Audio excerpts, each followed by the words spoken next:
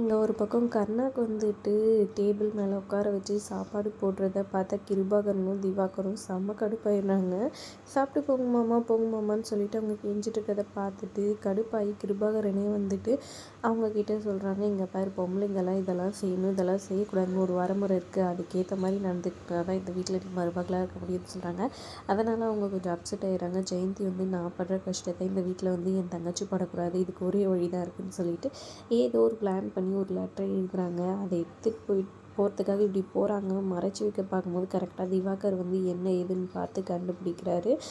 இன்னொரு பக்கம் பார்த்திங்கன்னா இந்த தீபா பண்ணுற பிரச்சனையினால், அதாவது இந்துவோட அக்கா தீபா பண்ணுற பிரச்சனைனால வீடை விற்கிறதுக்காக வந்துட்டு கரெக்டாக ஃபினான்ஸுன்னு சொல்லிட்டு திவாகர்கிட்டே போயிட்டு நிற்கிறாங்க.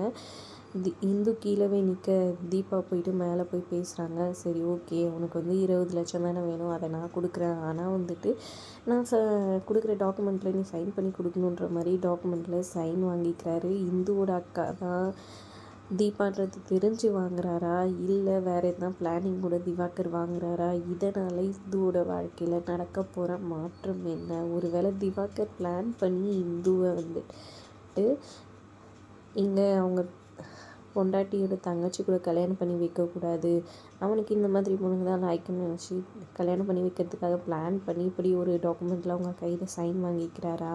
தீபா போகிற சைனுனால என்ன நடக்க போகுது பெரிய மாற்றம் இந்துவோட லைஃப்லன்றதை பொறுத்திருந்து பார்க்கலாம். இந்த வீடியோ பிடிச்சிருந்தா லைக் பண்ணிக்கோங்க. தேங்க்ஸ் ஃபார் வாட்சிங்.